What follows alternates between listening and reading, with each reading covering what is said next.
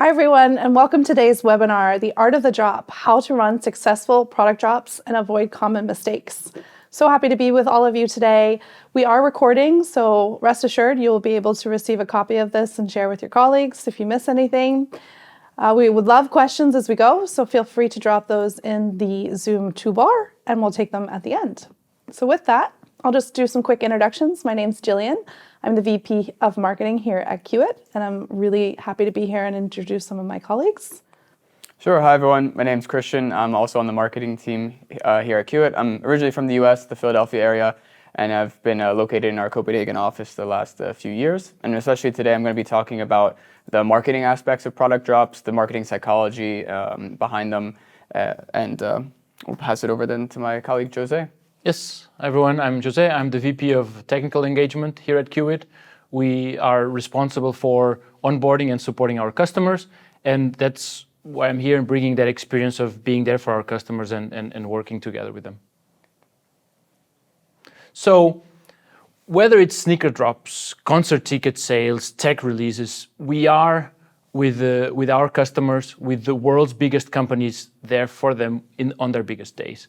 Our virtual waiting room is a bolt-on tool that lets you control online traffic so that your site or app can handle traffic peaks without re-architecting your system for extreme load.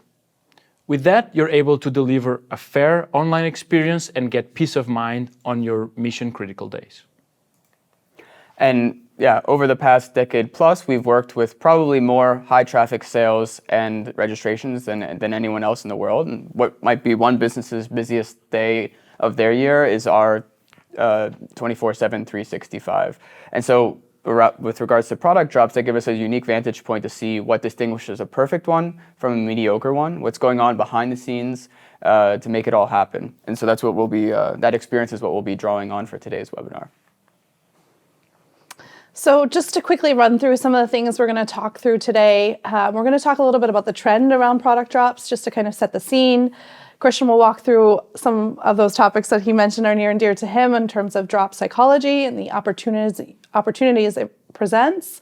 Then we'll walk a little bit through some mistakes that retailers can make when dropping products and how to avoid those mistakes by running really successful drops. So we have some advice there, and then we're going to walk you through some of our case studies and success stories that we have with some of our big clients to give you an example of how that could look. So with that, what do these brands have in common? You've got everything from luxury brands to fast food to one of the biggest entertainment companies in the world. You might have guessed it. Yes, they run product drops. So it's not limited to a brand or retail strategy as such, but really what it means is that they're dropping limited edition products in limited quantities in collaboration potentially with other brands or public figures to massive fanfare. And I won't read through all of these stats individually, but really the story we want to tell here is that, they are popular for a reason. They do increase brand affinity. It's an important model to a lot of brands' marketing strategies. And consumers find that they align well with these product drops because they're getting something special and something tough to get, which builds that affinity even more. So there's something really compelling to the business value of the product drop strategy. We're going to tap into that in a second, but just really wanted to underline that product drops in themselves also offer a lot of opportunities. So one of the biggest ones is that they can boost your conversion rates online without discounting your products. So they might work like a flash sale, but you don't have to sacrifice your margins for them. They have enormous marketing benefits that can make your brand exciting. They can give customers and journalists alike something to talk about, build the hype, if you will. And then that brings it back to the ability to cross-sell some of your other products and create more desire across your customer base.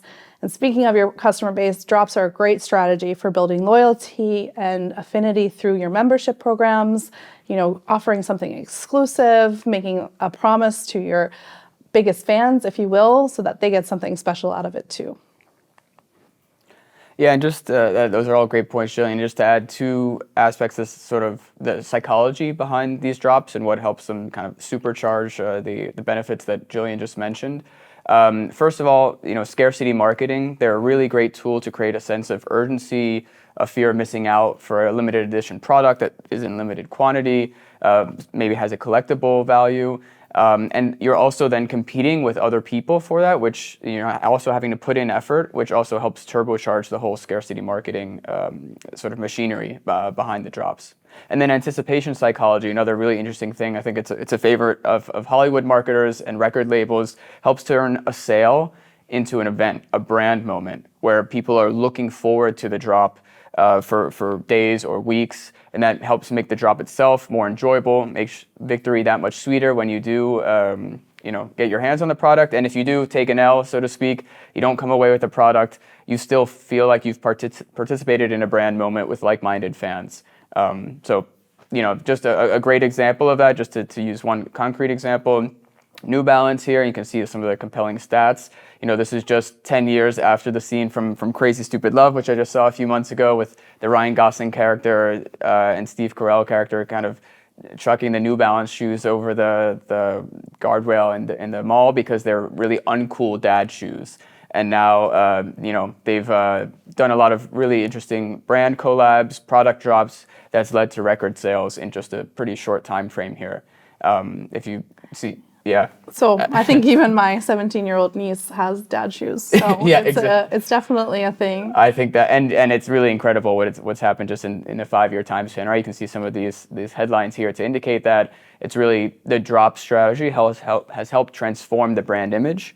Going back to what Jillian mentioned earlier as well, like there's business benefits to old models from New Balance that have then, seen their sales tick up because there's just been so much more interest and hype around the brand in general.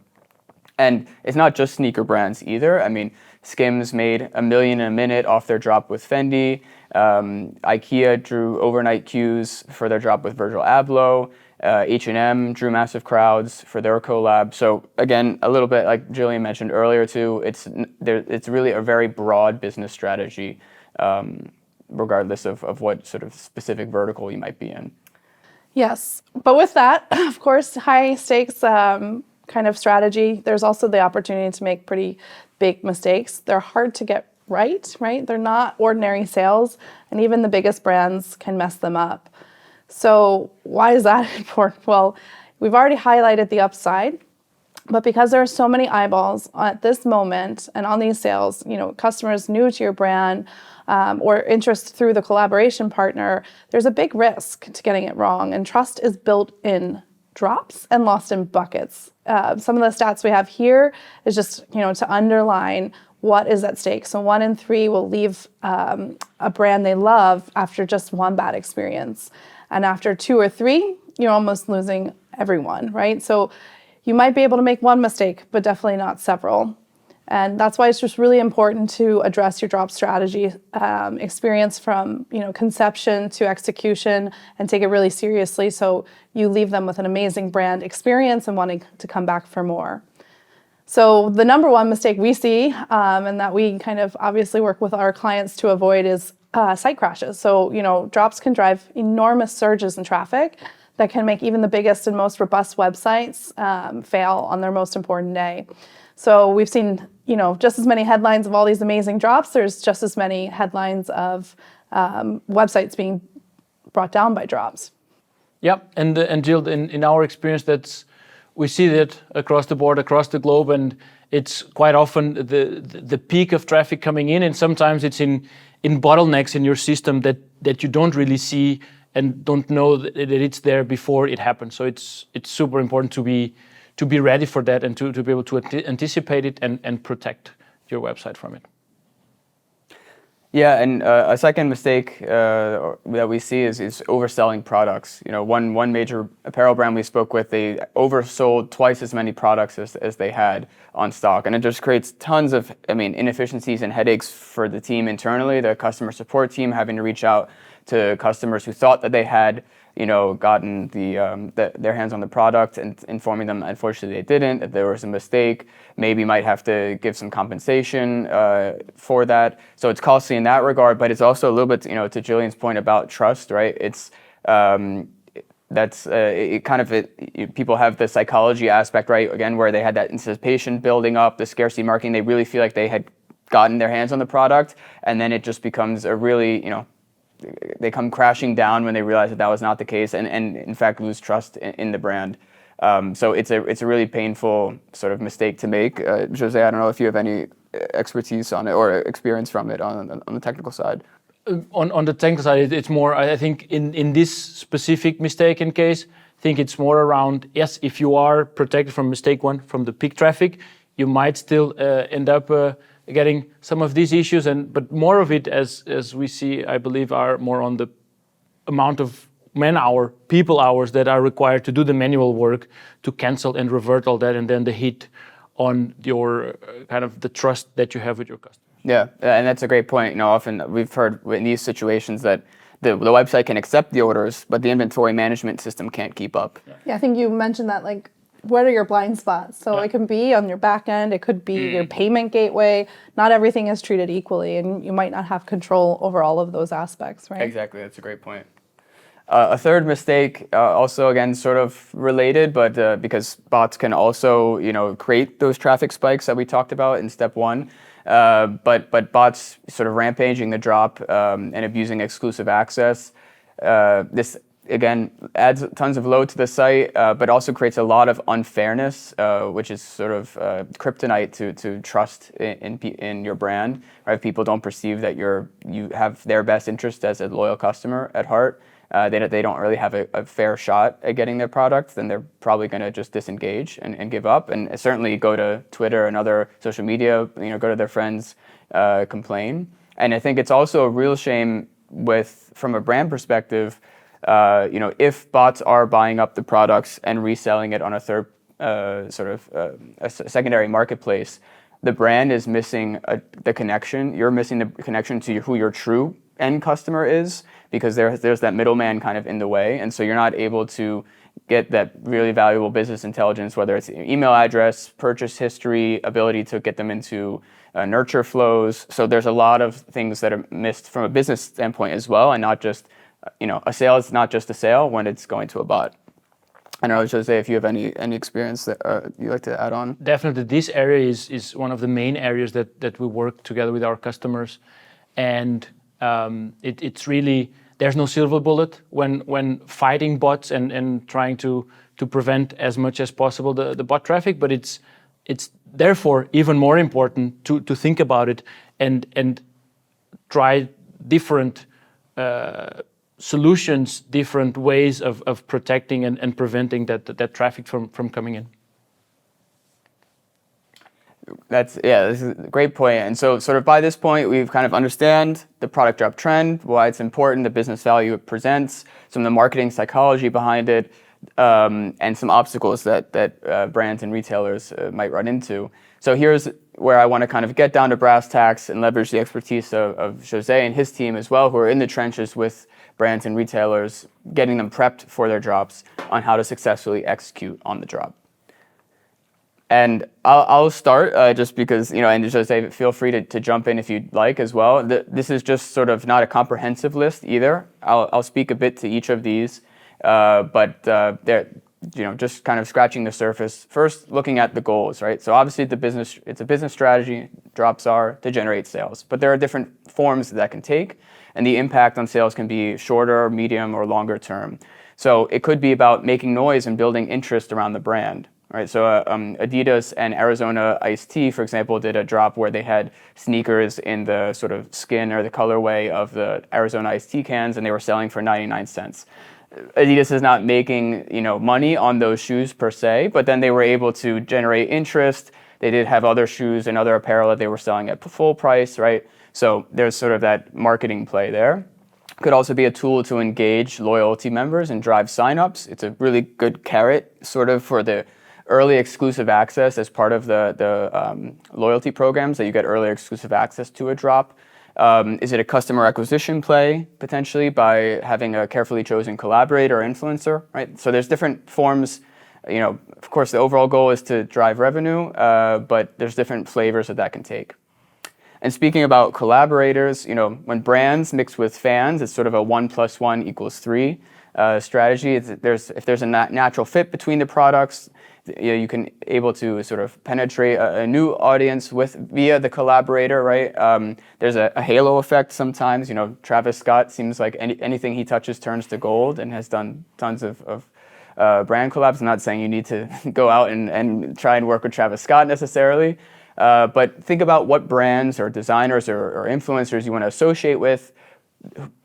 Someone whose audience could be also a potential audience for you and your brand.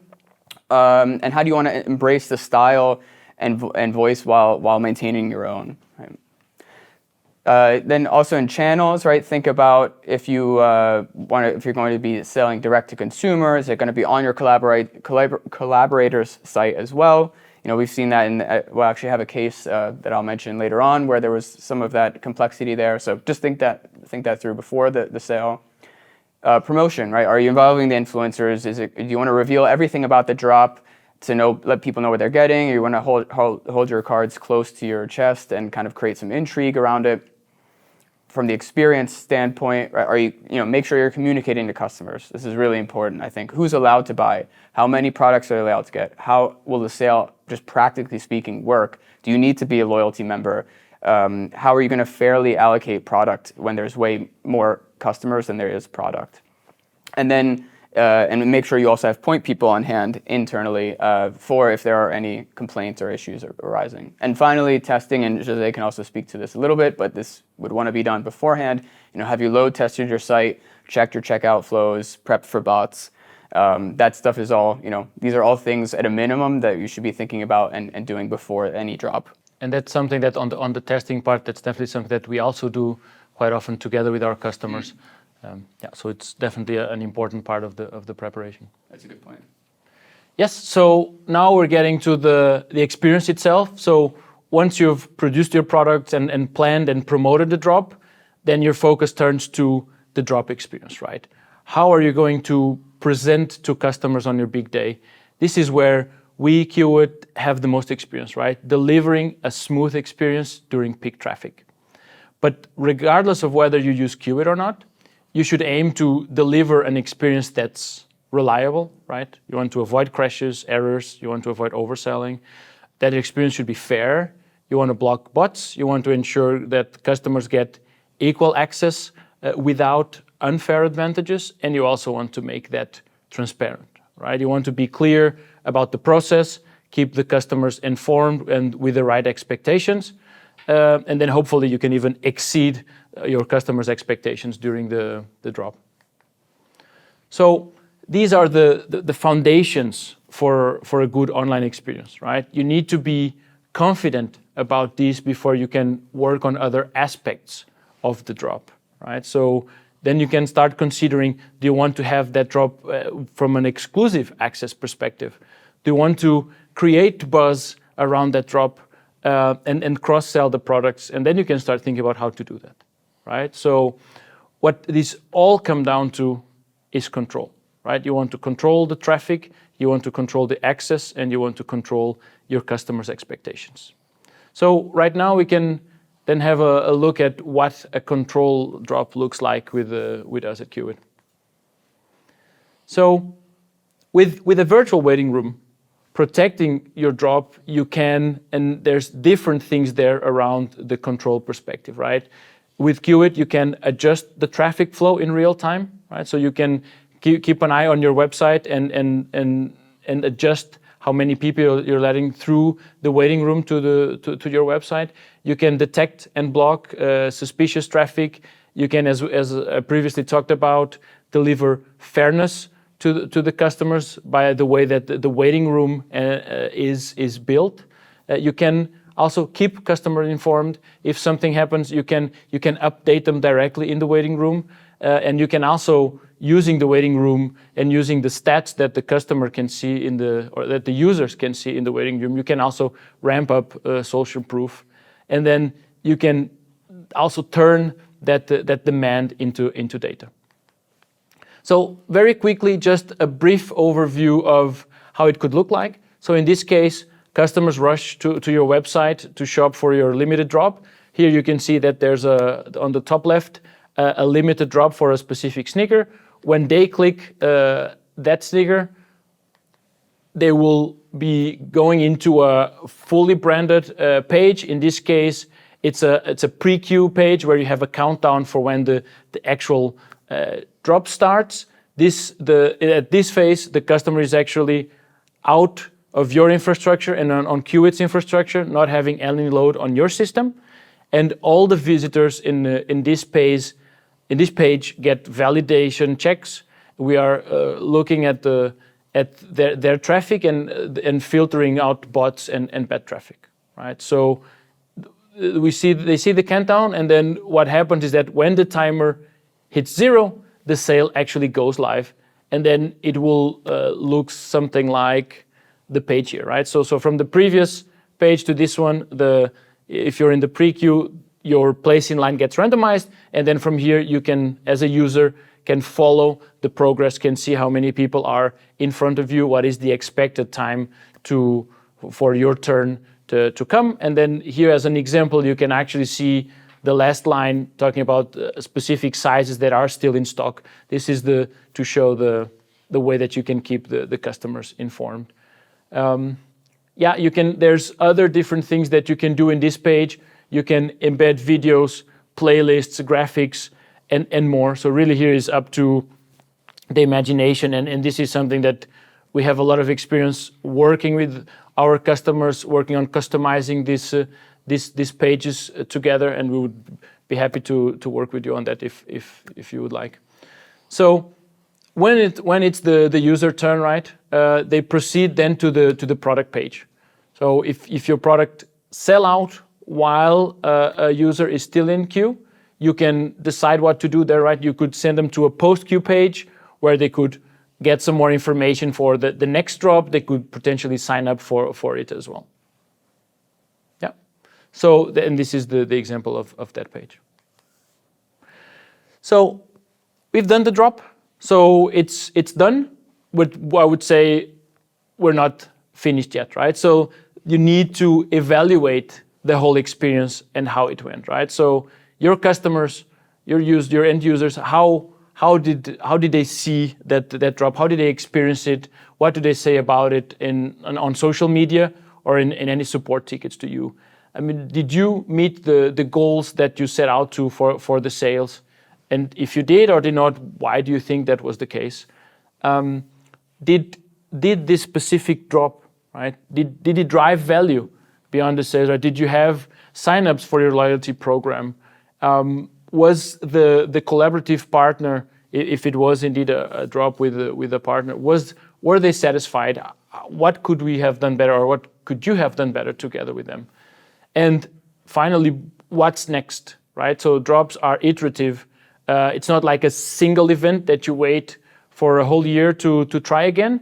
It's something that you can repeat. So it's very important that you take your learnings, make some changes to improve, and then try again next time. Thanks, Jose. Yeah, and I just wanted to flag, we do have a product drop checklist that's available. We realized we just covered a lot of ground. So it is a nice checklist to help you walk you through some of those steps. As mentioned, we don't cover, it's not exhaustive, full look at every aspect of a product drop, but certainly the aspects of executing the drop in a really successful way. It's a good one to check out. So that one you can download for free on our website, and we might also include it afterwards as well, a link to it, so that you can use that as an asset moving forward. So just to wrap up, we wanted to end with some concrete examples. Okay, we've talked a lot about these topics. We can maybe sound a little fluffy or not fluffy, but I think it's always helpful to see concrete examples. So the benefits of the drop model with that control in place. So for the first example, sort of capturing the sales and harnessing hype, turn to Hillsfield, a Japanese retailer in the sort of outdoor recreation space. And they have really engaged audience. I think they have, I just checked, over 500,000 YouTube subscribers, a lot of interest around their drops. They of course employ the drop model, but website issues kept them from realizing the full potential of their drop that they had built up. So they put Qubit in place, which helped bring stability and transparency to the sale. They let them capture those sales and leverage that hype that they'd spent the time building. And not only did their site not go down and the product sold out, they doubled the sales of their previous drop, but the social proof aspect, and you can see here on the quote in the top left, speaking to that they increased their cross-selling by 3-fold. So that was, again, when we talk about some of these aspects, it's not just the sale of the original product or the product drop in question, but again, it brings a ton of value to the brand as a whole. Yes, and then looking into another example more around fairness and blocking bots. Here you can see just some behind the scenes data from a drop that we worked earlier this year for a gaming company. You can see here a massive sudden spike in traffic that we have been talking about. So this is how the effect of having a drop, I would say a successful drop. You're really increasing the traffic to it and to have access to that drop. You can see here in the very beginning jumping from 0 visitors to close to 10,000 in just a few minutes. And of course, having a waiting room in place, it prevented this spike from causing any issues to our customers' infrastructure because people were being sent to the waiting room. However, it was not just people that were, or users that were coming into the waiting room. We saw a huge amount of requests, around 130,000 requests coming in from bots that you also have to worry about, right? So when you have a drop, a hype product, you shouldn't just be thinking, okay, how many users am I expected to have that? You should be thinking about the tidal wave of bots that might be coming related with that event and related with your drop. So all these are important to consider and to block as many as possible, right? And here just some numbers on that sale, right? So we had around 26,000 unique visitors entering the sale. But if you see then the number of attempts without valid access that were rejected, that's 150,000, right? So it is important to be ready for that huge spike in traffic. 850,000. Okay, did I say, what did I say? I heard 100, but you're good. Okay, thank you. So 850,000, not 150. Thank you for the correction. So overall, what then happened is that you see 96% of traffic was actually not users that were interested in the sale, right? It was bad actors, bots, and it's really good to think about and work towards preventing that traffic from coming in. Yeah, and just to add on there, if maybe we can go back to the previous slide, there was, I think I wanted to speak about the invite-only waiting room, which is a specific type of waiting room that we have. We have, if you see here, the trusted visitors and untrusted requests. So this is a type of waiting room where you can upload a specific list of the customers, sort of proactively identify, these are the genuine customers I want to give access to. And then there's a 2-factor authentication step for the people to get in. So if they're on that list, and it can be emails or member IDs or promo codes, whatever, as long as they're unique and tied to customers, then they're able to do a 2-factor authentication through their email to get access in, and everyone else is kept out. So think of it kind of like a bouncer at a bar or a nightclub, right? And if you're checking if you're on the VIP list. And so this is a really effective way, to your point, of making sure that we're just proactively focused on those genuine visitors and blocking out all the rest, whether they're bots, non-members, resellers, etc. Thanks for that, Christian. Yeah. And just one last example about the loyalty and data capturing aspects. And I mentioned a bit earlier also the kind of one of the drops that have this unique partner element to it. So there's a company called Rafa, super cool cycling brand, and they were partnering with a really hyped, really high profile streetwear brand to do both on bike and off bike. As I learned, that's products for when you're riding the bike and kind of streetwear or just walking out and about. I didn't know this terminology, but they have a paid membership base, and again, we mentioned the kind of the carrot of early exclusive access. You're paying to be a loyal member. One of the benefits or the perks you get from that is early access to drops like these, right? And they wanted to make sure that they were able to deliver on that experience, that it went well, that it went smoothly, and that they were able to deliver that sort of gated 2-step access to the sale to make sure that the members got the benefit that they were also paying for. And I really love this chart because I think it shows that the sort of two-step approach. So they used an exclusive waiting room to give their paying members first access. You can see that in the green line here. That's the number of people waiting in queue, and that slowly built up. And right at 11 a.m., you can see that start declining. That's because they opened that waiting room for access to the website.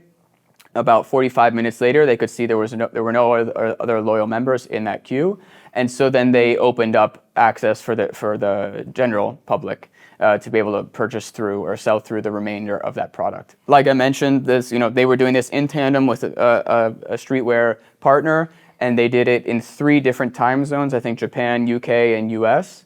So they had to kind of sell through all the product in a smooth, seamless way within 3 or 4 hours, and they were able to pull that off. So a lot of complicated logistics, but both them and their partner were really happy about this. And if you see, some of the comments from Rafa, from Tristan, who's the engineering manager there at Rafa, right, talking about that ability to have the control allows them to deliver that smooth drop experience and deliver on that loyalty promise to their paying members. And all of that said, they didn't have to, as the one quote says here, they didn't need to rework their entire infrastructure or all their systems just for that really insane day or two of the drop.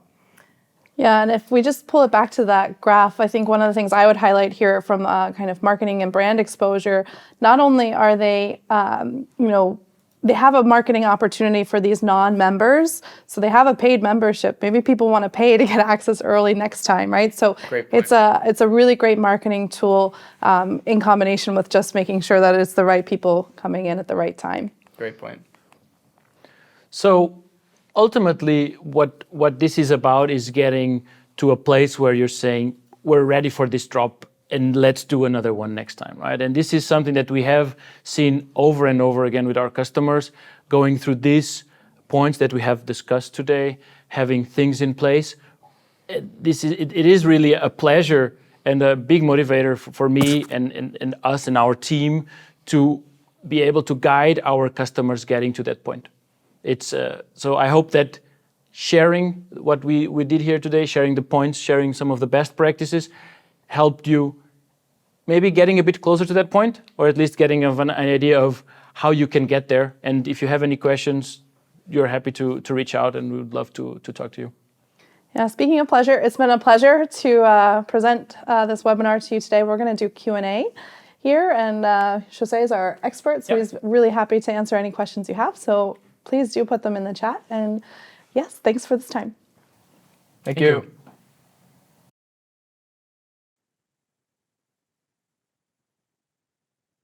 We hope you enjoyed our product drop webinar. My name is Anastasia, and I am part of Kiwit's marketing team. So I'm here with José just to answer any questions that might have come up. So just a question on my end, José.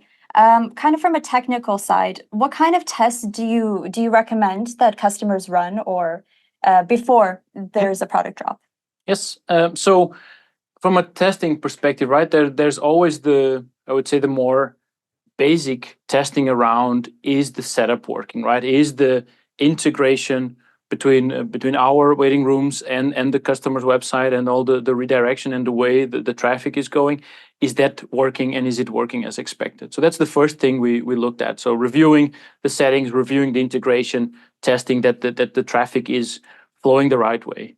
Then you also have the testing around the waiting rooms, right? So is the visual components of the waiting rooms, the way it were defined in the different stages of the queue, are they also showing up as expected? Mm-hmm. Then I would say maybe an added component to it could also be around the load testing, right? Mm-hmm. When we're working with our customers, it's very important that they know how much traffic are their systems able to handle. Yeah. So that knowing that, it's then much easier to configure the waiting room and the outflow the right way. Good stuff. All right. And so we know that when we have these kind of big product drops, big brand names selling really the hottest items, they're bound to get some attention, not only from customers, but also from bots. Mm-hmm. Is there any way to ensure that you can keep bots completely out of a product drop? Yep. So I would say the simple answer there is no. So if you're asking, can I guarantee 100% there will be 0 bots coming through? The answer is no. There is no silver bullet for that, right? It's a complicated game that we're in regarding that, and it's for us. It's all about having a layered approach towards that, right? There's you can have configurations in different layers. We also have different mechanisms that help prevent the bot traffic from coming in. We also have partners that we work with that we can also work together with. So it's a lot about looking at the overall the flow, looking at the possible layers to have, and then configuring them the best possible way. So really, it's just the more layers, the better of protection. Yeah. Overall, of course, there's also I would say an overall work that needs to be done. So there's a decision to be made, but overall, yes, the more layers, the better. Yeah. Nice.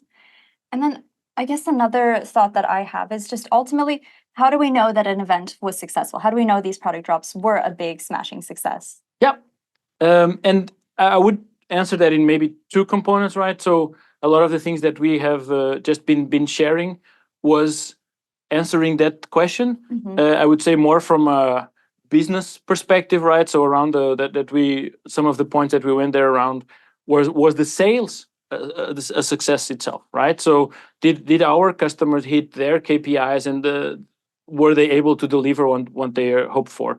So that's the success from the business side. Then with my technical background and role, then we also look at the event being a success from the technical perspective, and that's always around the infrastructure, right? It was the website, the customer's website, and our waiting rooms and system, were things running smoothly, were the end users going through the waiting room and to the customer's website, and from that side, was the website always up and running? Were there any performance issues or not? Yeah. So that's some things that we always look at when reviewing an event. Yeah. Very nice. Yeah. So there's definitely a lot to think about there. Yep. I don't think we have any other questions at this time, but of course, viewers can always feel free to reach out to us should anything come up. This webinar is recorded and it will be sent out later this week. We hope you really enjoyed what you heard, and thank you for joining us wherever you are. Have a great rest of your day. Thank you. Bye-bye.